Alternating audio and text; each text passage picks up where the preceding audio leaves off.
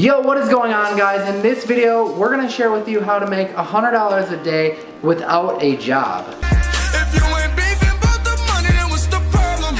Alright guys, Paul James here, and I'm back with another video. If you're excited to learn how to make $100 a day without a job, do me a favor and smash that like button.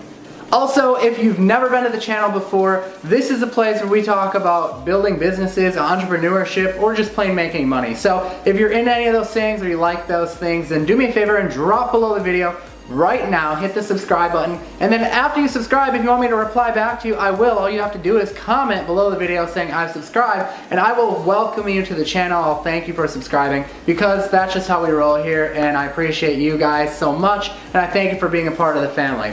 Alright guys, so today we were out at the parks for a little while. As you know, we're on vacation in Florida, and then we got rained out, so then we went and saw a movie, and we saw Jumanji, and it was pretty good.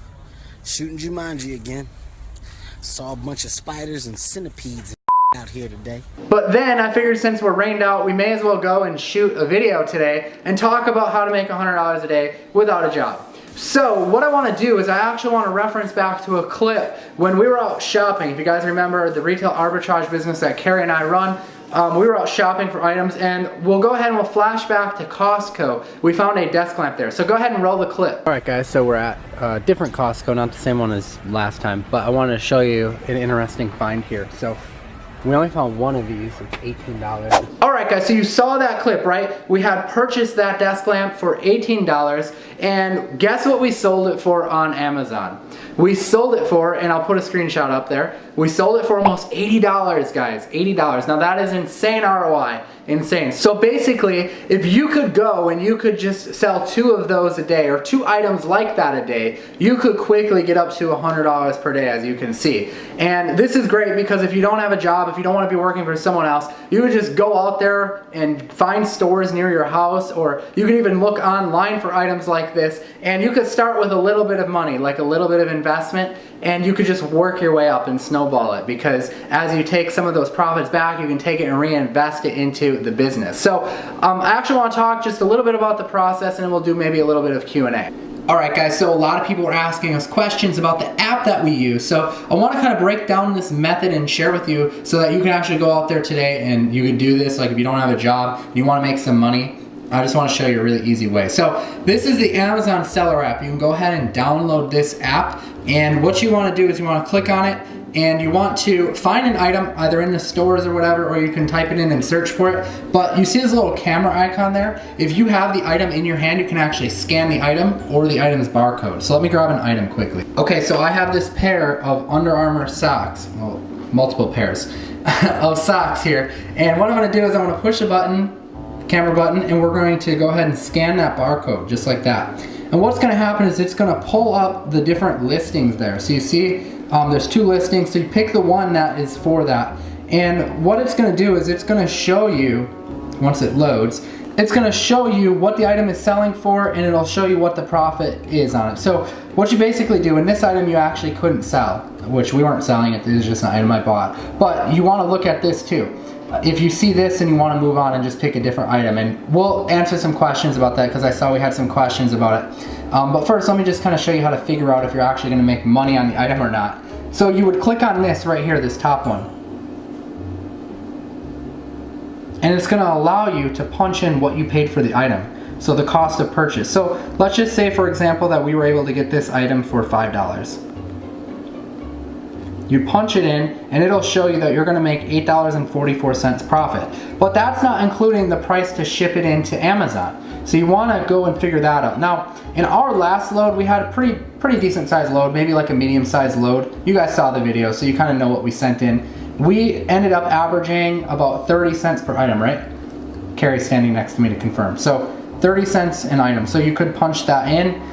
Or if you want to be on the safe side, you could even do $1 or 50 cents. That would probably really put you on the safe side. But we averaged 30 cents an item to actually ship it in. That puts our profit at $8.14. So this really makes it easy. Alright guys, so now you know how to use the app, you know how it works, and that's basically the gist of it. You can watch those other videos, you can see what we did. We went out, we found items that we could buy cheap in the stores, and then we shipped them into Amazon, and they sold for more money obviously, and we made the difference basically. So when we bought that desk lamp for $18, as you saw in the clip, We ended up selling it for $80. That's a really nice ROI for us. So what do you do about gated products? I've seen a lot of people asked about that. You just saw an example of it when I scanned those pair of socks. And again, we weren't selling those pair of socks. I don't know why I keep saying pair of socks. It was like a package of socks. but anyways, I just bought those because I needed socks, you know? But anyways, people were asking, you know, what do you do about gated products? They saw we were scanning stuff and they said, you know, a lot of times they scan stuff and they're gated. You don't do anything. I mean, if you want, you can try to get approval for them, but honestly, most of the time we just move along. We just take that item, throw it back on the shelf, and we find items that aren't gated. There's tons and tons of items that are gated, and there's tons and tons and even more items that are not, that are unrestricted. And those are the ones you want. So I showed you what to look out for. Don't buy an item that is restricted, because otherwise you're gonna have to try and get approval for it, which you can do, it's just kind of a pain. So why go through the hassle of it if you don't have to? Okay, another question that I'm seeing coming up frequently is, should I create my own listing, like a new one, or should I just go under the listing that Amazon already has on there? So you saw when I scanned the item that there was a listing that we had clicked on. And that's really the whole point of this method, is that you want to pick items that are already listed on Amazon. They already have a brand, they already have reviews, right? That's the whole problem with private labeling and doing that kind of Amazon, is that you're having to create a brand, you're having to go and get reviews, and you're having to rank the product. Well, with retail arbitrage, you're leveraging big brands already. You're leveraging the work that's already gone into it, the reviews that are already there. So don't create a new listing. Don't make more work for yourself. Just use the listing that already exists and that's already there. Another question that I'm seeing pop up right now is, how do you get your items listed in the buy box? So there's kind of a lot of things that go into the buy box, like your rating on Amazon and stuff like that. But the best way to consistently hit the buy box is basically by being the cheapest price for FBA. So if you're selling fulfilled by Amazon, meaning where you're sending the items to Amazon and then they're taking care of the rest, you just have to be the lowest FBA price. So you don't have to lower your item by like $5 or anything like that. You just want to do it by 1 single penny. So you just want to be 1 cent cheaper than your next lowest price. And that's how you can have your best shot at basically selling the item and hitting that buy box. Okay, another question I see is, how long does it take Amazon to list the items after you ship them to them? And the answer is, it obviously is going to depend on how long it takes Amazon to get the items and, you know, stock them. That process usually takes about a week, but it can vary, but usually it's about a week. So I would say within a few days to a week, you'll probably start to see emails coming in that Amazon has received your shipment. So as long as it takes them to basically receive it and then unbox it. Someone says, can I be an affiliate for your book? Well, yeah, actually you can. My book is on Amazon, so you can go and sign up for an Amazon Associates account, which is their affiliate program, and then you can go and grab the link for my book and you can actually be an affiliate for it and earn commission. So yeah, absolutely. Okay, the next question, do you need an LLC to sell on Amazon? The answer is no, you don't need an LLC. I'm not an attorney, I'm not an accountant, so if you really want to be sure, you can go talk with one of them. This isn't any like kind of legal advice or anything, but I don't see why you would need an LLC to sell on Amazon. You can just go and upload your personal information and be what's called a sole proprietor. Okay, another question, very similar to the last one. Do you need a license to sell on Amazon? Again, I'm not an attorney, I'm not an accountant or anything like that, but I don't think you need a license to sell on Amazon. However, if you want to avoid paying tax on your items in the store, you can get what's called a reseller license from your state or, you know, whatever state you live in, and that will allow you to actually get the items without paying tax on them. So basically it's a tax exempt status. And then that means that at the end of the year, or however your state does it, you would then go and pay the tax on the items that you sold in your specific state. Okay, and then one more question before we wrap this video up, and lots of good questions, guys. I hope that this helps bring clarity to you guys. That's why we do these videos. Is, do you have to ship the items when you ship them into Amazon for FBA? Do you ship them all in the same box?